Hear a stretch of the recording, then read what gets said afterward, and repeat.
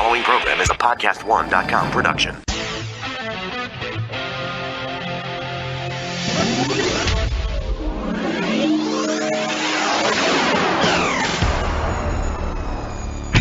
Your healthy radio addiction starts now. Power to the people! The Laura Ingraham Show. Who's gonna work for the working man? For the working man. Get your hands in the dirt. Who's gonna work for the dirt? I've come to the great city of Pittsburgh to stand with people. And those people are incredible workers. And to show the world that America is back and that we are coming back bigger and better and stronger than ever before. And we're making our own product again. And we're opening up our factories again. You're listening to the Laura Ingraham Show, 855-40-LAURA. The president travels to Pittsburgh, Pennsylvania, marking now almost 1 year since he was sworn in on that inauguration day. It seems like, in a way, it seems like yesterday, but in another way, it seems like it was 5 years ago. Just because the relentless attacks and maligning of this president makes it kind of a long day and a long year. It makes it feel like that, at least.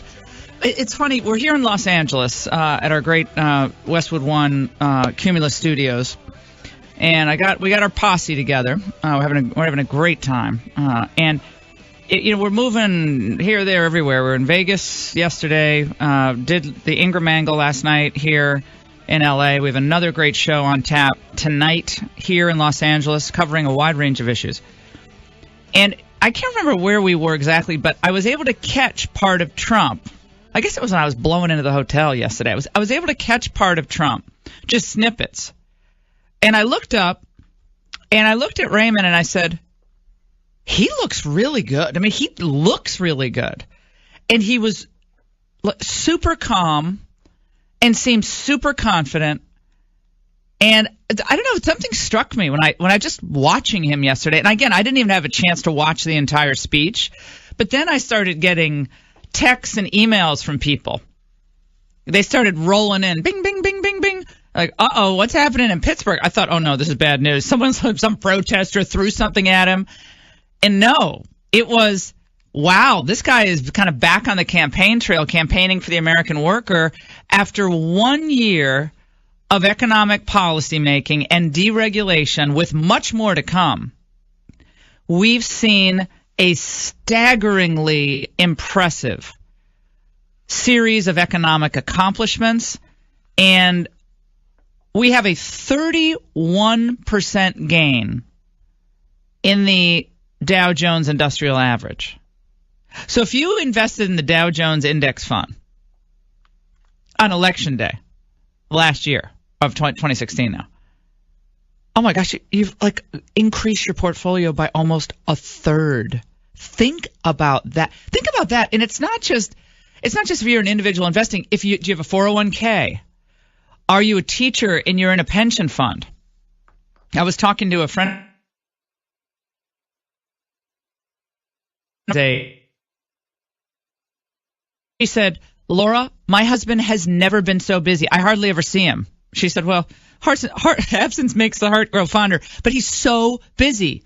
And she said the calls started coming in the day after the election, and they haven't stopped since. He does a lot of home electrical work, but then he does a lot of small commercial building work as well. This gain in the stock market is the best since FDR, coming out of the Great Depression. And this is just one metric. We've gone through a lot of them here on the show. The fact now that we will see $38 billion just from Apple's move back into the United States in new tax revenues to the American government. $38 billion. Now that money is really good. What does that do? That pays a lot of Social Security checks. That covers a lot of this big, fat government spending we have to do on entitlement programs, the money people paid into the system all these years. And this is conservative free market theory in practice. If you lower the burden on businesses, you really push the deregulation in earnest. And as Trump campaigned, remember during the campaign when he was debating Hillary, he said, we got $2.5 trillion in profits sitting overseas. They are not repatriating the money because of the high taxes. They're not going to do it. Corporate profits are taxed at such a steep rate, highest in the world, in the developed world. They're not bringing them back. They're going to keep it over there in Korea. They're going to keep it in India. They'll keep it in Ireland. Wherever they are, they're going to keep it there. They're not bringing it back. My policies will bring it back. He was laughed at for saying that. He was ridiculed and laughed at because people said, oh, well, you know something? This is the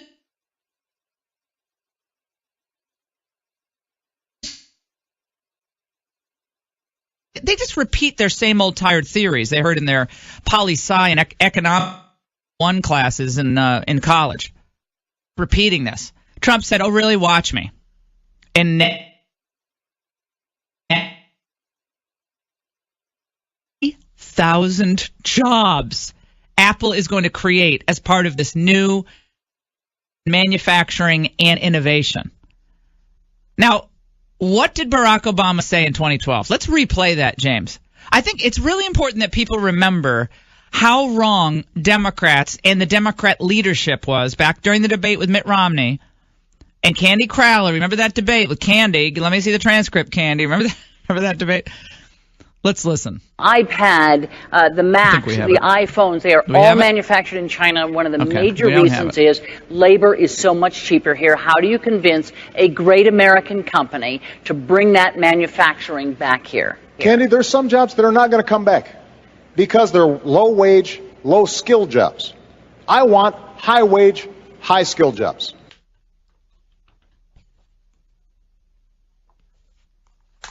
Well, again, Forbes, Fortune, all these columnists said similar things. Guess what? The jobs aren't coming back. The jobs just are not going to be coming back. Let's listen to more from the president yesterday, though, because a lot of you are out and about. You didn't see this, and the major television networks covered about 30 seconds of it, and then they went on to criticize him, of course.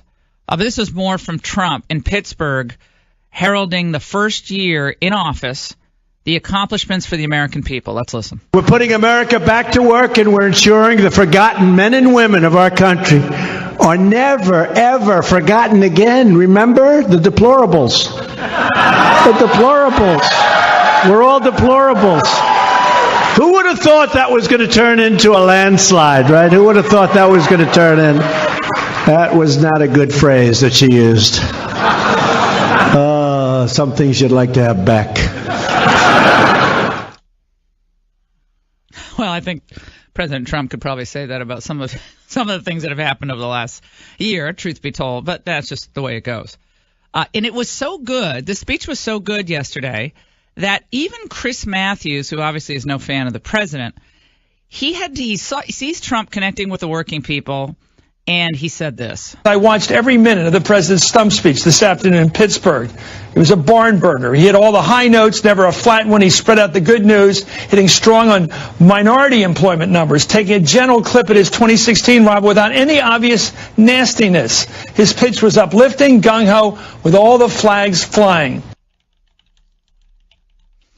And not just that, he was warning Democrats, Chris Matthews, that you better bring your game. You better really bring your A game if you're going to take on Trump in 2020. I'm trying to think of a Democratic rival who could match the performance. Maybe you can help me out here. Someone who can sell this country while making a case for herself or himself. Someone who can make people feel empowered, feel like they matter, and still give them hope that they will win in the end.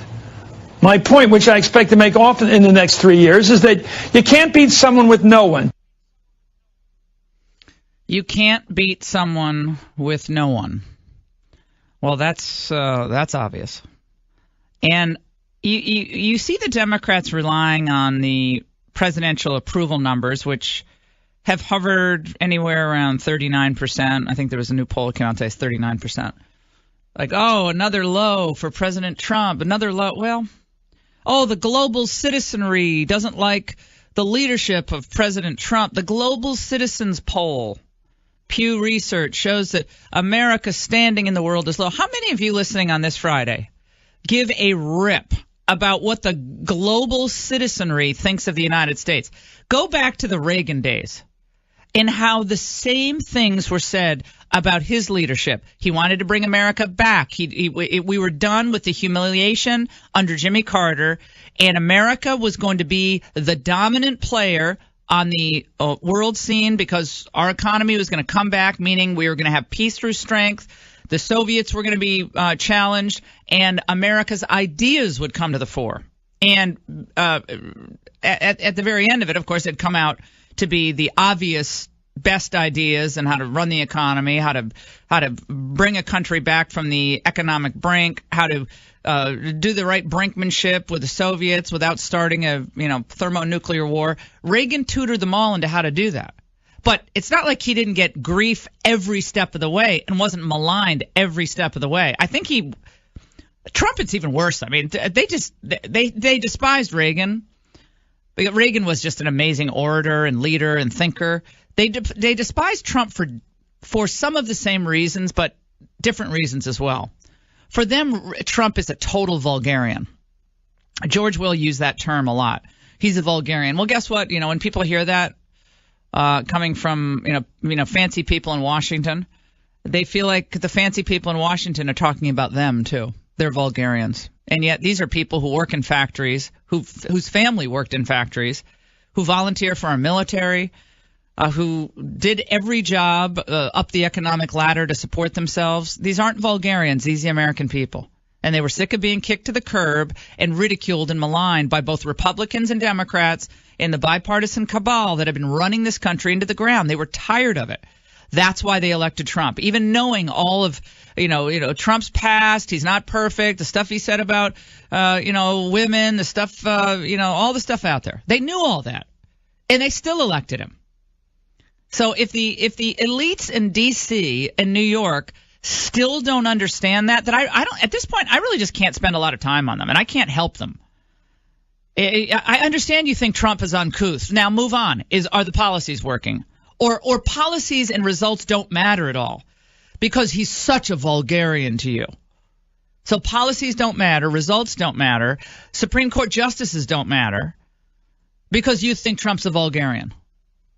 And these people wonder why they can't elect anyone with their worldview anymore because there's no constituency for what they're selling. There's just none. All right, we have a lot more to get to on the Laura Ingraham Show. 855-40-LAURA. I'll dig into this poll that the left is clinging to on the Global Citizenry Poll.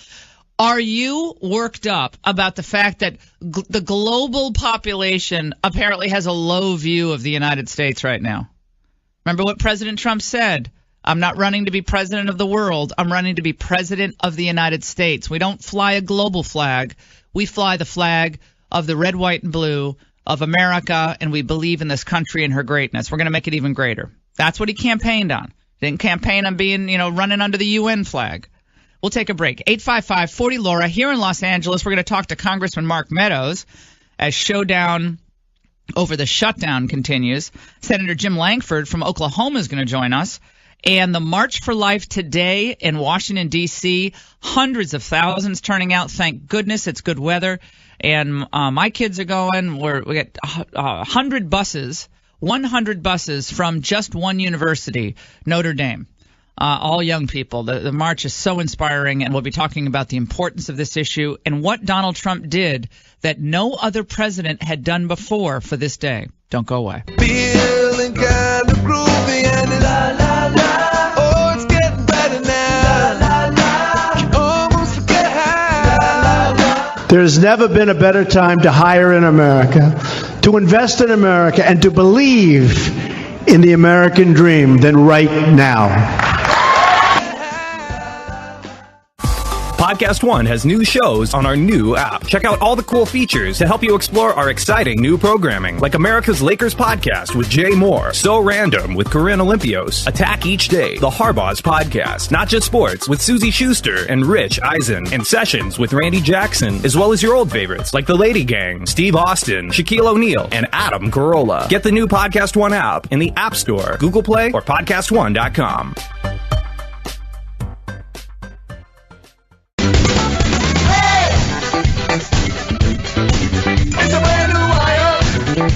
We have created nearly 2.2 million jobs since the election. The unemployment rate is at now an 18-year low. The number of Americans applying for unemployment benefits just hit a 45-year low. Incredible. Amazing. You think about this. Remember a year ago, the women ascending on Washington with their stupid pink knit hats. Now they call the hats magenta. I have a question. When they call the hats magenta, do they think they looked any less ridiculous in them? Now it's like magenta hats. I'm really offended by your calling them the wrong color, Laura, I have to say. Very offensive. Magenta hats. They're not pink. Oh, okay? Come on. It's so stupid. So they descend on Washington a year ago, and they think, this is our moment. We have all these women running for office all over the country. This is our moment. This isn't your moment. This is the moment of honest policies delivering honest results. Now, the Democrats might have a monopoly on emotion, because they're always huffing and puffing without a substantive understanding of the issues. This is why I keep discussing this theme on the Ingraham Angle every night. Fox News, DVR us if you're out. If you're out tonight on a Friday night, I want you to DVR the show, and you're going to want to watch it when you get home. And if you fall asleep because you went out and had too many margaritas, then you watch it in the morning. Solutions matter, right? Stunts versus solutions. The Democrats are full of stunts, including that women's march. That was a big stunt, and it came off huge. It was a huge stunt, but it was a stunt. Not serious. You did not help a single woman with a women's march. All you did is create a lot more work for the sanitation crews in Washington, D.C. And as far as I can tell, no pro-life women felt welcome at that march. It was a march for liberal women. Okay, I hope you all felt better, and you're going to, I guess, march. You're going to have more people in Washington this weekend, but not as many as you had last year, obviously. You threatened to blow up President Obama with Madonna, President Trump, Madonna, and Ashley Judd screaming. All these people are screaming at the Women's March. Meanwhile, today, for the March for Life, you're going to have hundreds of thousands of mostly young people from colleges and universities, high schools, junior highs, across the country, not just from D.C., by the way, all across the country. The longest running march in the history of the United States today. We're going to be talking about this. The President of the United States, it believes so much in the pro-life issue. Talk about saving women. Think of all the girls who never were allowed to be born, to live, to march, to think, to work, to be. 25 million little girls could have lived if we didn't have the scourge of Roe versus Wade. Think about that. What that means to the psyche, the human condition. Donald Trump is going to address the march via video hookup. He's going to be meeting with a lot of the kids in the Rose Garden. Raymond Arroyo's son, Alex, is going to be there. He's invited them all to the White House. We'll be on this a lot more. Mark Meadows, up next. You're gonna have to save somebody. Yes, you are. You're gonna have to save somebody. This is like giving you bowl of doggy do, put a cherry on top, and call it a chocolate sundae. This is nothing. This is the chip. This chip should have been done in September. First of all, second of all, we wanted 10 years. We wanted permanent chip, which, by the way, saves $6 billion. Yes, you are. You're gonna have to save. You are listening to the Laura Ingraham Show. Nancy Pelosi painting that for us of dog excrement in a bowl with some chocolate sauce and cherry on top. Thanks, Nancy. See, that's what we kind of think of when we think of your leadership style. But she was talking about the Children's Health Initiative. And see, the Democrats care more about the children, at least the ones who've been born. That's what they want. That's what they want you to think. March for Life today. I want to give a big shout out to everybody participating. And it's heartbreaking that I had this commitment in Los Angeles and Las Vegas, and that I'm not there because I was there. Most years I've been in the March for Life marching or participating in some way or interviewing the folks there. And this year has just worked out the timing, so it's so sad for me. But I'm sending my children. They're going in my place. Hundreds of thousands will show up, and that means NBC, CBS, CNN will cover it for about 15 seconds and do a real tight shot on like 12 people there, right, Elisa? That's how it usually works. At least usually they're covering it, and you get your cameras out and interviewing people. You've done some good profiles of the marchers in the past, but just no one sees it otherwise. Yeah, I mean, they really just ignore it on all the news shows, so it's good. It's good. Whoever gets out there and cover it, it's great. It's awesome. Mark Meadows is with us, congressman from the great state of North Carolina, chairman of the House Freedom Caucus. The far-right anti-immigrant caucus in the House of Representatives, the group of hardliners, say all the mainstream media types. Mark, how are you? Good to talk to you, sir. I'm doing well. It's great to be with you. I'm glad you got the accurate intro there, Laura, but it's always great to be back with you. So, Congressman, Nancy Pelosi painted that picture for us of how y'all dealt with the Children's Health Initiative, and doing her best to try to eke out some type of, I think, at least rhetorical advantage against you all. But you did manage to get that continuing resolution to keep the government funded passed yesterday. But now, what's the next step for you? I know the Senate looks like they're not going to have the votes for the continuing resolution at least a couple of days of government shutdown over the weekend. But where do things stand in the House moving forward? We just want to make sure that we change the way Washington does business. I mean, you've covered this, and as you mentioned, you've been here at the March for Life on a regular basis, and even though you're not with us today in person, we feel your presence here because we know where you are. But I think we want to change the real way that we do business. This was our fourth continuing resolution that we voted for yesterday, which means that it's go down the field, punt, go down the field, punt. It's time that we actually do what we promise the American people we do and provide long-term solutions. Now, it's interesting that Nancy Pelosi, who has now voted against help for children 3 different times, would describe it as doggy poo in a bowl with a cherry on top. That is a soundbite that will come back to haunt her, just like, we've got to pass it before we understand what is in the bill, before we read it. But, I think the big thing is I do believe that we could have a short-term shutdown. I think Chuck Schumer is going to play a political card here, and then we will open it back up for a few days, and so the next 3 to 4 weeks could be a whole lot of very short-term funding battles, but it's all going to come down to one issue, and you mentioned it at the lead-in. It's about immigration, and it's about giving amnesty, and it's about not securing our border. And so for many of us, we're willing to work on this issue of these DACA recipients, but we've got to stop the reason for it. We've got to control the border. We've got to make sure that sanctuary cities are not a haven for crime. We've got to make sure that chain migration doesn't mean that we just have an open border policy. And so that was part of the debate yesterday here on Capitol Hill. And we're talking to Congressman Mark Meadows here. Describes as the problem on Capitol Hill. Now, I want question about the normal course budgeting that should be done instead of these continuing resolutions to keep funding the government. Normal budgeting means that all 12 federal departments, right, each of them has a budget, and each of those budgets have to pass. And it would seem to me, Congressman, that we would say, okay, HHS, you're going to get X amount of money, this is all we have, and not a penny more. That's all you get.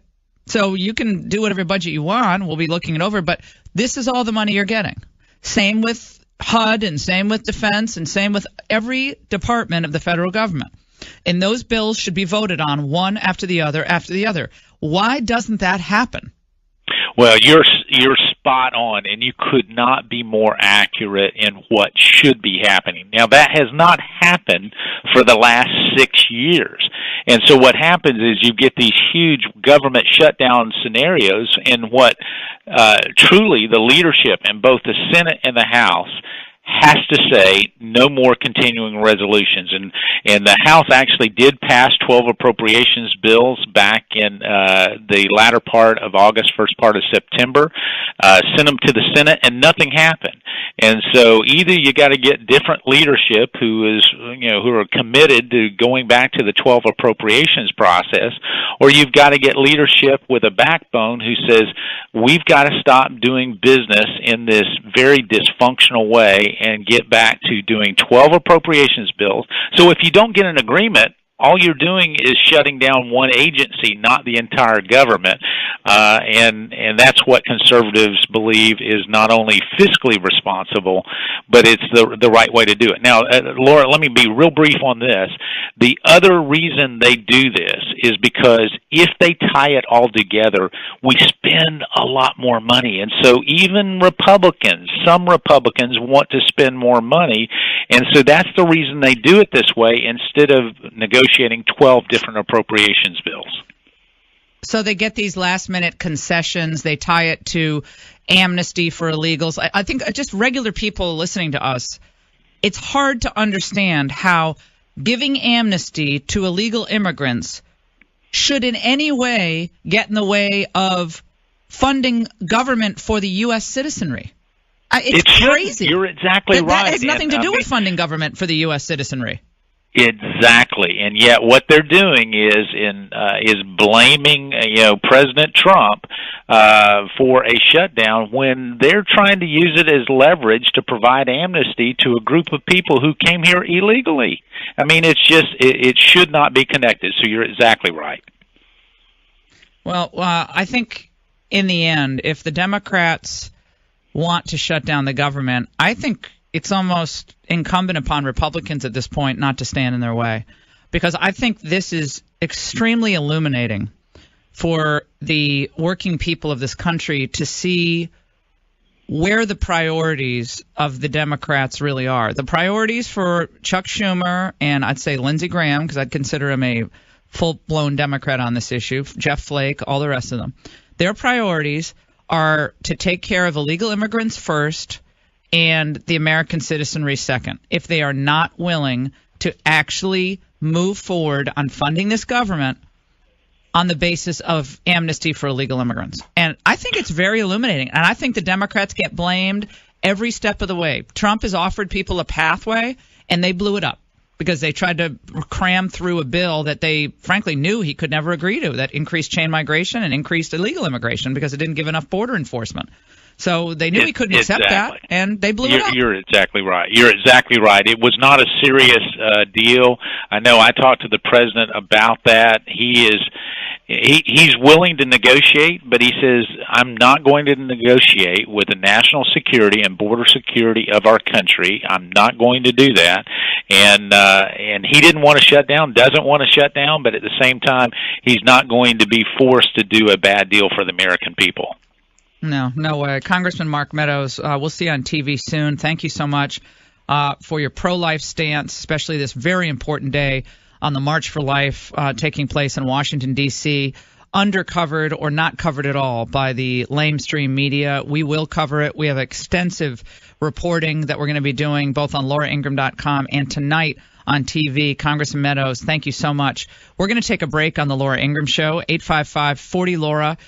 Your reaction to this? Who gets the blame for a shutdown?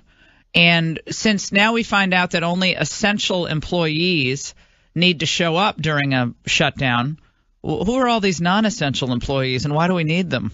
I always say this. If you're not essential to the working of the federal government, why? That's just where we start cutting spending, cutting the number of employees we have working for the government. This is the Great Employment Program in Washington, D.C., the federal government. Big, big, big. Keep the government growing so we can employ people in the District of Columbia. It's just a travesty. All right, we'll take a break. Get your reaction to this. The economy is growing bigger than even Trump thought it would in that first year. Do you believe that it's affecting your bottom line? Do you already feel it?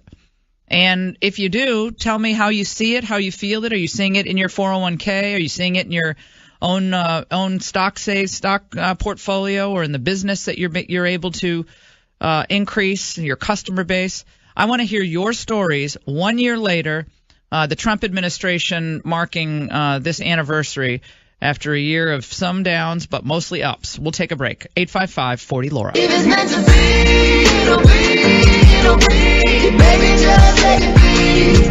If it's meant to be. As soon as really a few weeks from now, millions of American workers will be seeing the signs of America's comeback in their paychecks in February. Very simply, your paychecks will be much bigger because under our tax cuts, you will be keeping more of your hard-earned money. You are listening to the Laura Ingraham Show, 855-40-LAURA. Well, your paychecks are getting fatter and your 401k is going up, and the value of your portfolio, if you're just invested in a broad strategy, include a lot of the Dow Jones Industrial Average, the big board stocks, are doing real well. Good stuff. Let's go to Cheryl in Virginia, line 4. How's the economy doing for you, Cheryl? Well, what happened was my husband works for Walmart, and he's gone to $11 an hour, and he got a $300 bonus. That's great. Where are you abouts in Virginia? Lynchburg. I heard that. I was literally going to say you are from Lynchburg. And you know why? Cheryl, do you know why I know you're from Lynchburg?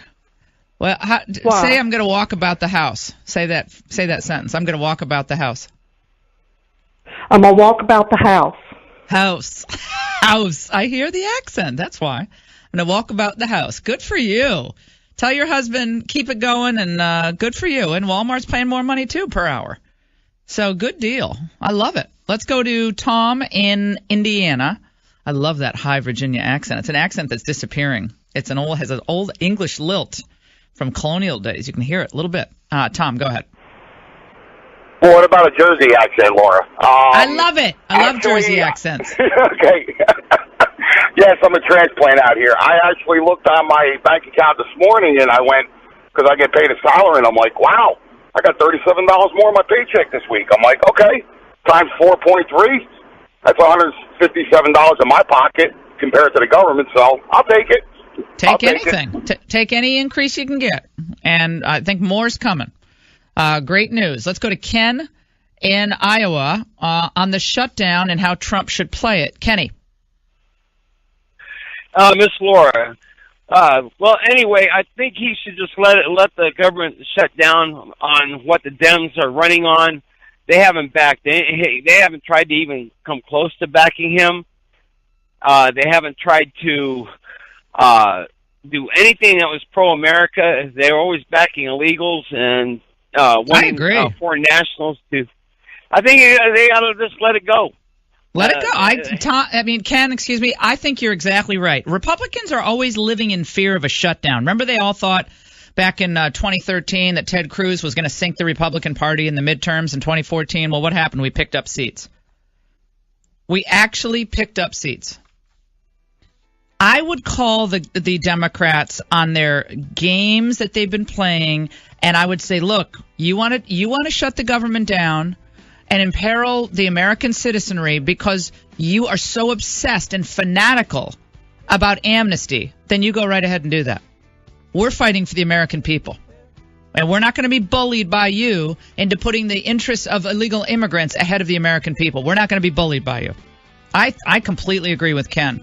All right, more on this and your reaction. 855-40-LAURA, Ingram Angle tonight.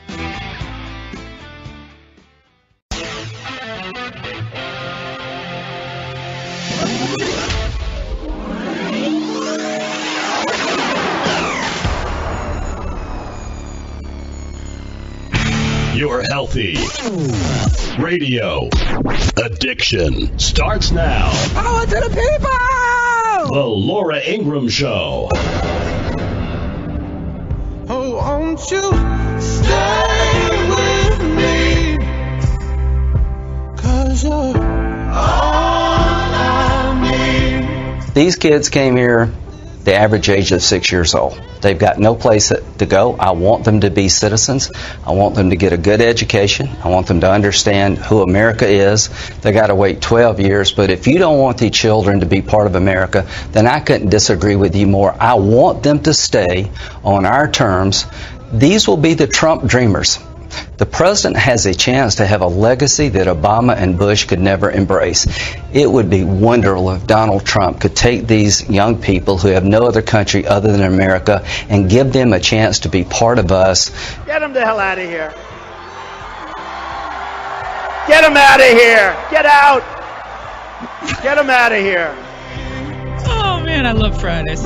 I love Fridays on radio and TV. We're going to have a lot of fun tonight broadcasting the Ingraham Angle from Los Angeles. We are hot on this sanctuary city issue, sanctuary state issue. I have an update on that for you coming up later this hour. The freak killer who murdered those 2 police officers back in 2014, he was in court a few days ago. You won't believe what he said. And Donald Trump standing up for the regular people. Their rule of law, the Constitution, ability to make a decent living as a middle-class person or someone just getting into the workforce for the first time. You shouldn't have your wages kept artificially low by this glut of foreign workers and students in public schools that gobble up resources for English as a second language programs, all of this stuff. But, man, you listen to that Lindsey Graham. He is a fanatic about amnesty. Nothing's changed with Graham. This has been going on since 2006 with him. He is fanatical. I'll tell you who isn't fanatical about it is Donald Trump. He didn't campaign on any amnesty, as far as I could tell. He didn't go out there in Pennsylvania and Ohio and Wisconsin say, you know, I'm going to be the president who delivers amnesty for the dreamers. He didn't say that. He said we're going to build a wall and Mexico's going to pay for it. And it's going to be rule of law. And our laws are going to mean something. Our borders are going to mean something. But Lindsey Graham's, well, Mr. President, they can be the Trump dreamers. They can be the Trump dreamers. It is not our problem or our fault that the parents of these individuals brought them into the country illegally. That's not our problem. That's the fault of the parents who brought them in. And by the way, Lindsey Graham would like all the parents to be legal as well. He wants amnesty to go across the board. It's more like 10 million people. These will be the Trump dreamers. Oh, please. How many of you think that, quote, dreamers would be voting Republican? How many of those dreamers are going to be Republicans? I don't think many. If demographics are destiny, and I kind of get tired of that phrase, then I think Republicans could be in some trouble down the road. If there's no end to chain migration, if we just keep going down this road. But, I mean, again, these people are fanatics. They keep coming. They are like Michael Myers in the Halloween movies. You think you've killed off amnesty, and it's always coming back. There is an unending appetite, insatiable appetite, for more amnesties. Whether it's the Salvadorans or the Venezuelans or someone had an earthquake, you can come here. And by the way, after the earthquake is gone and the village is rebuilt, you can still stay here. Temporary protective status. How dare you deny temporary protective status to the Haitians? Well, the village has been rebuilt and businesses have opened in the country, and so the temporary protective status should be over. No, they've got to stay. So Lindsey Graham thinks everyone should stay. By the way, the USA Today did a piece yesterday. The number of dreamers is 3.6 million, not 800,000. A lot of you think, oh, it's just 800,000. Those are only the people who registered under the Obama temporary amnesty, which was the temporary status they got to stay. That's about 800,000. But the real number of so-called dreamers is 3.6 million. The Democrats, if they have their druthers, all of them would get amnesty. All of them would be able to bring in their extended family members under chain migration. So the multiplier effect of these amnesties will be exponential. if we do not end chain migration. So there is no way that these DACA, quote, kids, average age 24, there's no way these DACA kids should be allowed to bring in anyone to the country. No way. Their parents already are here. And assuming most of them have brothers and sisters already here, they're illegal too. So there's just no way you can keep that up. We're going to talk to Senator Jim Lankford coming up in just a few minutes. What is going to happen in the Senate today? The president is delaying his trip to Mar-a-Lago, which I think is a good idea, because that would look terrible. If the shutdown was looming and he heads to Mar-a-Lago to celebrate the one-year anniversary of being in office, I just don't think that looks good. And we would kill Democrats if they were doing that. And he would just hammer a Democrat in the same situation with the same optics. So he's delaying that trip, which is good. So we're going to talk to Lankford. What's going to happen in the Senate? They don't have the votes to continue funding the government as of now. Schumer has said he may be willing to sign on to some type of continuing funding of the government for a number of days, but not weeks or months. Who's to blame? Do you believe that Republicans should call the Democrats' bluff on this? You want to shut it down? You go shut it down. We want to keep the government open and serve the American people. You want to serve illegal immigrants? Okay. You blew up the plan. We told you what you needed to do, and now it's on you, my friends. I think they should call their bluff. I don't think they should be in any way intimidated by these tactics. We're going to get to all of this. 855-40-LAURA. As Nancy Pelosi has a new career. Oh, it's a sideline of sorts. She's going to be a guest judge on RuPaul's Drag Race All-Stars. RuPaul, the famous drag queen.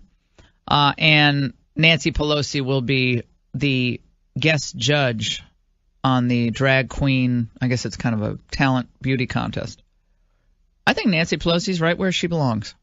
We'll take a break. Don't go away. This is like giving you a bowl of doggy do, put a cherry on top, and call it a chocolate sundae. See those fault lines laid out like landmines. It's hard to relax. If they think that they can shut down the government by going back on the president's promise of keeping the government open for a clean DACA deal, if they think that they can shut down the government and not see the president's own promise back in the fall, that he wanted to shut down the government because he thought a government shutdown would be a good thing, then they are dreaming, and they deserve the minority status that they're going to get this coming fall. That's from Morning Mika today on MSNBC. Joe Brzezinski giving his analysis. It's the Republicans' fault if the government shuts down. Boy, that MSNBC panel back in 2013 when Barack Obama was in power and the Republicans were the party out of power, they had a completely different analysis. Went back and watched that.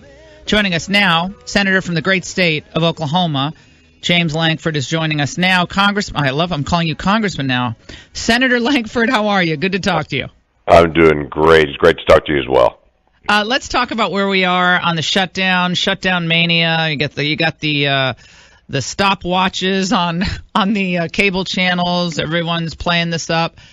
The Democrats seek to shift the blame to Republicans, contrary to how they handled it in 2013, of course. Where do these negotiations stand, if at all? Well, it's hard to be able to tell where they stand on it because the Democrats have asked for something irrational, and they know it. This looks to be their play all along, is to try to do a government shutdown over the issue of immigration, and to say because Republicans won't give us what we want on immigration, we're going to shut the government down. That's a little frustrating to everyone across the entire country when President Trump's deadline to deal with immigration is not until the first week of March, and then Democrats have decided, well, we'll just do a government shutdown right now and force you to try to do it our way, which clearly we're not going to do it, just quote-unquote their way. We've got to be able to solve border security.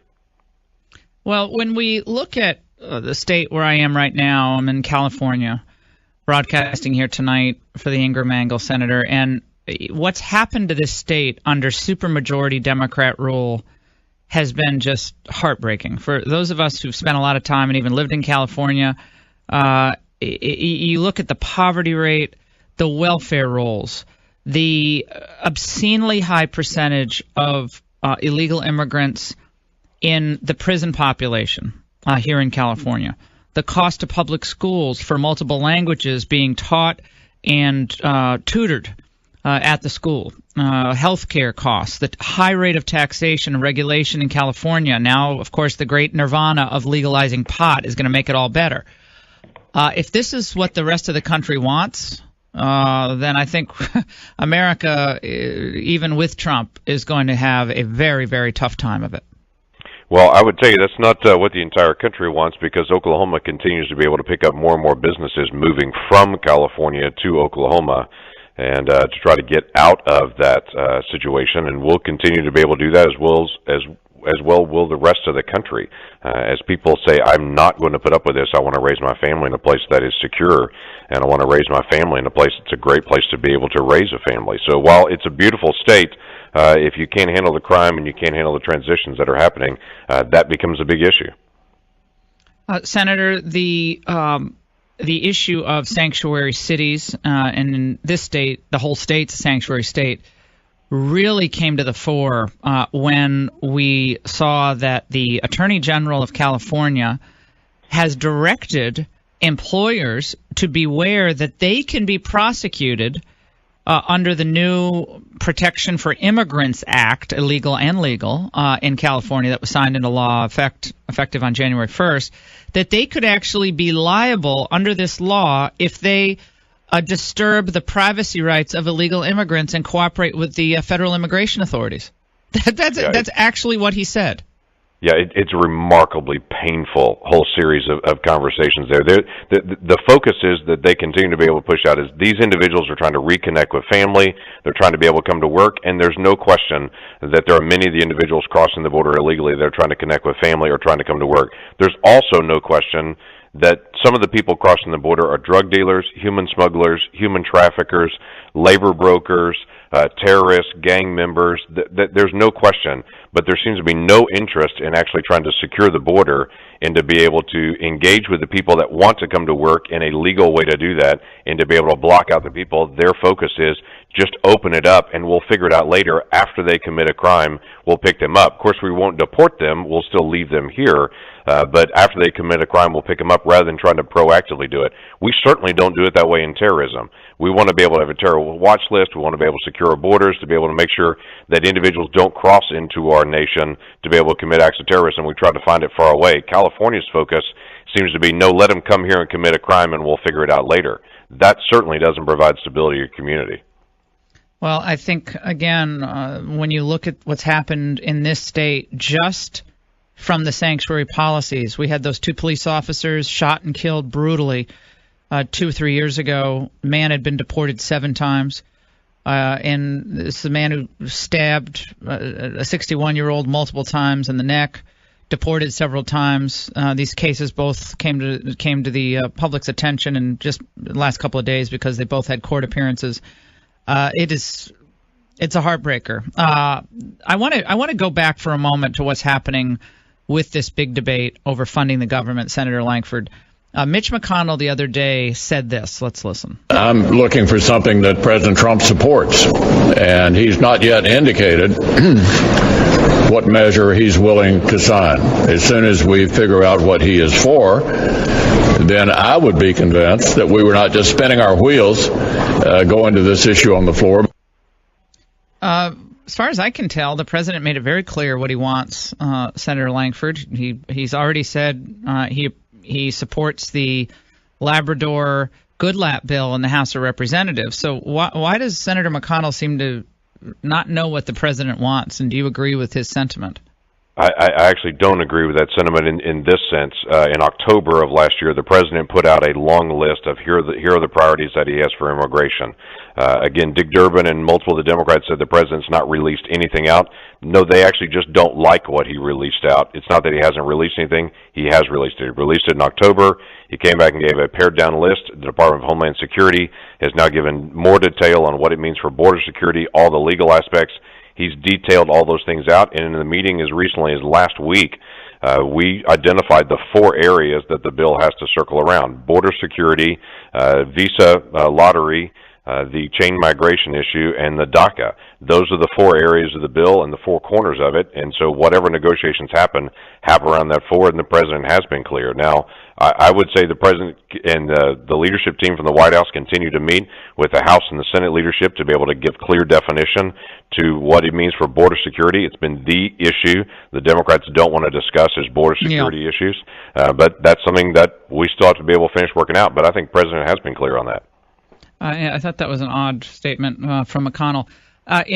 Finally, on the issue of chain migration, you said deal with chain migration. I know you introduced your own kind of version of the DREAM Act with Tom Tillis in September, where you didn't really tie the chain migration issue to that. Back then, it was called the Succeed Act. But are you in agreement with this White House that we have to end, not limit, but end chain migration? No, I completely agree on that. In fact, the Succeed Act was never intended to be a standalone bill. And when Tom and I released it, even our statement was that it has to go with border security. Oh, no, I understand. It has to go with border security. We said at the very beginning, this is a chapter. We work with the White House to be able to help establish what would be something that would be more acceptable as a conservative solution, because the president said, I want a solution that's a legal, in-law solution on the DACA issues, but we've got to resolve chain migration. And so far, there has not been a proposal back. In fact, what was put out by Durbin was simply a restatement of current law, said we'll agree to that. Well, that's certainly not acceptable. It's just ridiculous. It is absolutely ridiculous. Senator, we want to have you on the Ingraham Angle. Join us soon. We really appreciate your joining us today. Thank you so much. A lot more to get to. Stay with us. Hi, this is Ben Domenech, the host of the Federalist Radio Hour. We're a daily show coming to you 5 days a week from Washington, D.C., where we interview our nation's top journalists, politicians, authors, chefs, economists, entertainers, and more. If you're looking for a contrarian discussion on news, politics, or culture, give us a listen and subscribe at podcastone.com, the new Podcast One app, or at Apple Podcasts. Oh, what about us? What about all the times we said you had the answer? It is past time for my colleagues on the other side of the aisle to work on a bipartisan spending package that promotes the middle class, protects dreamers, and finally assures the American people that their government is working. Republicans control the House, the Senate, and the White House. A government shutdown will land squarely in their lap. Nice try, sweetheart. We certainly didn't have that view of things back in 2013, did we? Back then, Barack Obama. Let's play that soundbite. This is Barack Obama in reaction to the 2013 shutdown, when one group was trying to, put the whole government at risk. This was in relation to the debt ceiling, until we default on all our obligations because they weren't getting their way. Let's listen. When you have a situation in which a faction is willing potentially to default on U.S. government obligations, then we are in trouble. And if they're willing to do it now, they'll be willing to do it later. I mean, they forget the sound bites that are out there. And yeah, they were in the people over at MSNBC today were saying, "Oh well, President Trump last August said maybe we need an old-fashioned shutdown. See, he wants to shut down the government." President Trump is basically saying the Democrats want to do this, then we'll see where their real priorities are. The American people will have the great benefit of seeing what they're really all about. President Trump wants to fund the government. The Democrats are withholding funding for the continuing resolution because they put dreamers ahead of the American citizens. And Debbie Wasserman Schultz in that soundbite, well, we want to help the middle class. If you wanted to help the middle class, you wouldn't have been in favor of mass legalization of illegals and leaving our borders open. You would be in favor of deporting people who are here illegally and taking away the incentives for people to hire legal immigrants in the first place if you cared so much about the middle class. Give me a break. Let's go to Doug in Nevada.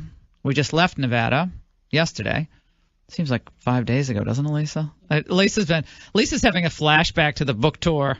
You don't sleep when you're on the road with me, Lisa. It just goes on and on and on. It's fun. I love being on the road. Lisa said I got to get home so I can catch up on sleep. It's just we don't sleep for days. It's just That's the way what it goes. The weekends. Yeah, it's fine. Doug, go ahead. Yeah, I wonder something. The DACA so-called children that are over 18 years old, like 21 and 30, how are they are adults when they were breaking the law. Now, how do they get protection as children? No, they were under the age of 18. So now, because so much time has gone by, yeah, they're older. But over the last 20 years, they're called dreamers. Last 20 years, they've been living here, but they came here as minors. That's why they're called dreamers. So if you were 19 in that time period, then you don't qualify as a dreamer. But I see your general concern. Let's go to Mike in Georgia on line 4. Mike. Hey, Laura, how you doing? I'm great. I wanted to make a point that a lot of people around me have realized, and I just think it needs to be made where everybody can hear it, and that's the fact that who sneaks into another country and expects that government to just make you a citizen? It doesn't happen anywhere else in the world. I mean, it wouldn't happen anywhere.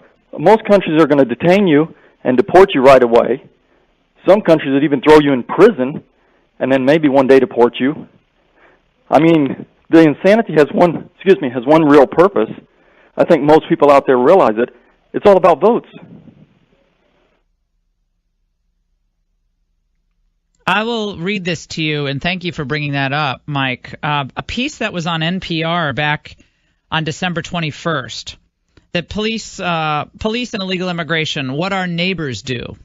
And it was an examination of what Canada and Mexico do as countries, excuse me. A few Canadian cities have adopted the sanctuary city label, but in practice, they do not offer the same kind of protection from law enforcement that American sanctuary cities do.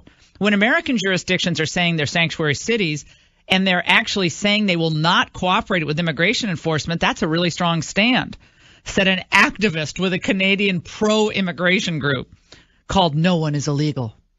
That is not what the municipal sanctuary cities here in Canada mean at all.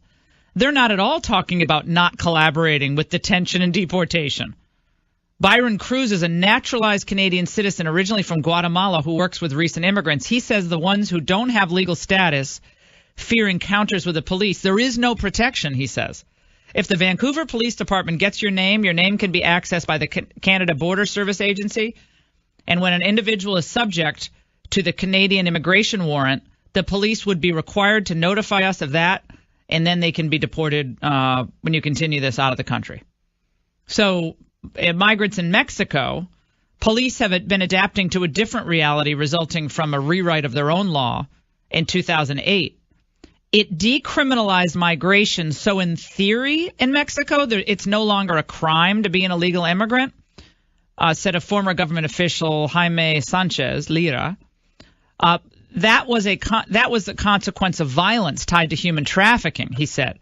By making illegal immigration punishable only by a civil fine, the hope was that migrants moving through Mexico would be less vulnerable to abuse and extortion. Unfortunately, Arredondo, the same individual, says migrants are still often targeted by police and the military. Many of the police forces are associated with the drug cartels, so they will actually go after them.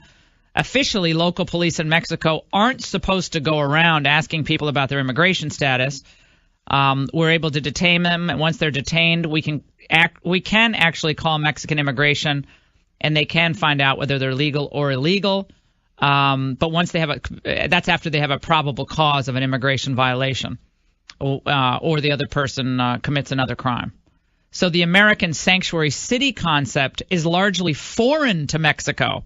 So you have to read down on the NPR piece to get to the kicker. I'm doing this in real time as I'm on the air. Said local jurisdictions don't prohibit their police from working with national immigration officials. Canada and Mexico do not have sanctuary city policies like we do. Now, are they as harsh as maybe some European countries? No, but they don't. Even in those countries, which are much more liberal than ours, they don't put up with this nonsense. It's crazy. Absolutely crazy. Kathy, Missouri, line 3, government shutdown, big deal. Let the non-essential employees be furloughed for all I care. I don't care at this point. The Democrats, it's their fault. They're to blame. Trump wants to keep it going, and they want to do a bad deal on amnesty. Let them hang for that. Kathy. I live on Social Security. It's my only income. but I will gladly eat ramen noodles every darn day if they'll just go ahead and let them shut the government down and then hang with it. I'm tired of the American people being blackmailed by the Democrats at the expense for these illegal immigrants.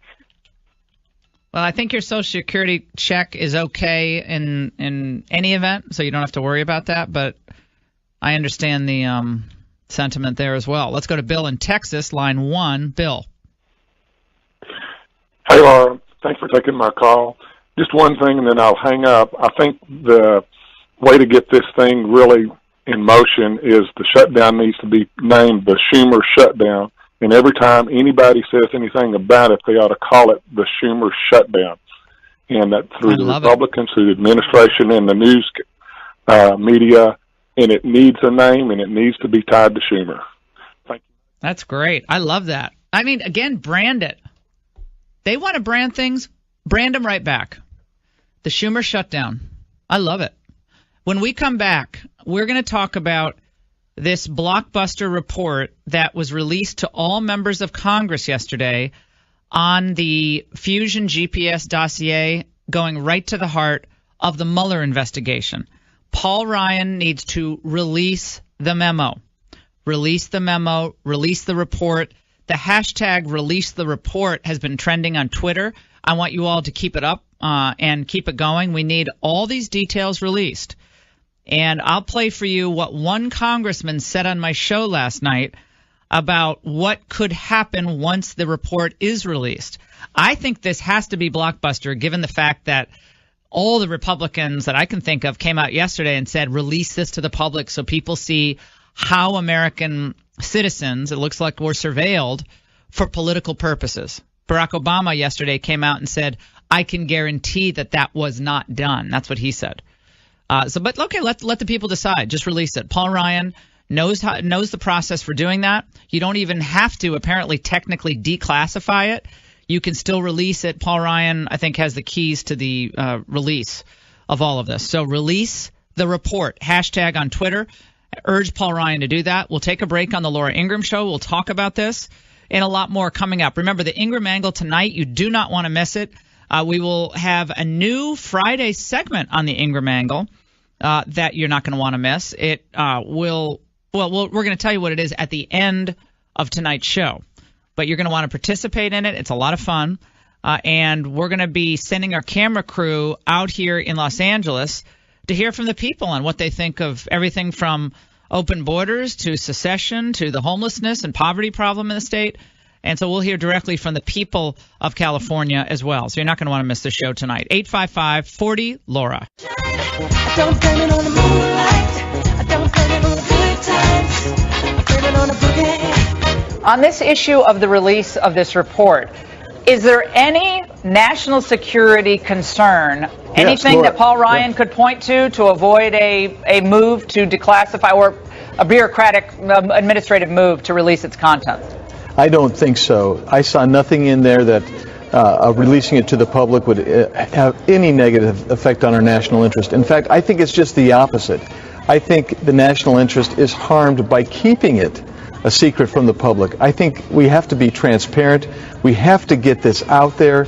It is so vital, so important, and I think Americans are going to be as outraged as I know Raul and I are, and many of my colleagues who've read this.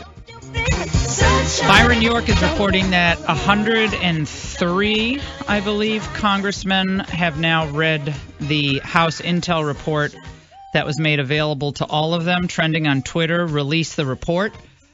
This is apparently a report that contains revelations about the Foreign Intelligence Surveillance Act abuses, where the United States government surveilled individuals connected in some way to the Trump campaign by using that Fusion GPS dossier funded by Democrats. So the U.S. government is running a political, if this is true, the U.S. government was running a political hit job surveillance operation. Now, if that doesn't frighten you, that's what a police state does. They target their political enemies, they surveil them, and then they destroy them. 115 House members now have read the report. Good question is how many of them, how many Democrats will actually go to the secure room in the House of Representatives and read it? The Democrats care what's in this report? The ones who are obviously not on the Intel Committee. The Intel Committee wrote the report, so they don't have to go. But anyone else who's not on the Intel Committee doesn't know what's in the report. Do you believe that Paul Ryan should release this? Lawmakers describe the report alternatively as troubling, as shocking. It's so alarming that the American people have to see it, said Jim Jordan. Part of me wishes that I didn't have to read it because I don't want to believe that those kinds of things could be happening in this country that I call home and love so much. That's what Jim Jordan said. Using our intelligence agencies and our law enforcement to destroy your political enemies. I mean, that's the kind of stuff they accused J. Edgar Hoover of doing. The enemies list. Who's on the enemies list? And they complain about Putin. Vladimir Putin going after this. Well, the Obama administration is one that went after Fox News, James Rosen. You had Cheryl Atkinson's computer broken into. You had conservative groups hounded who were trying to get 501c3 charitable status, delayed, slow-walked. That Lois Lerner disaster at the IRS. You had the Fast and Furious screw-up and cover-up. You had the Benghazi screw-up and cover-up. And by the way, I love all these people saying that, oh, General Kelly is just another Trump administration official who's gone out and trashed his own reputation by lying for the administration. They're saying about General Kelly. Did they say that about Susan Rice when she went to 5 television networks and lied about Benghazi not being a terrorist attack? I mean, she just went out and lied. They all knew it was a terrorist attack. And she went out and lied during an election year. Did they ever say that she trashed her reputation? No, they want to try to destroy people like Kelly. And he's not going to stand for it. No way. 855-40-LORD. Do we have a time for a call, James, or no? No. Okay, well, hold on. I know that we have a board full of calls. Hold on. We'll get to your calls, release the report, and then people can judge for themselves. It's no big deal, then people think it's no big deal. But I think all this stuff should come out. There's no national security concern involved. So... Thanks for listening to the Laura Ingraham Show podcast. Download new episodes every week at podcastone.com. That's podcastone.com.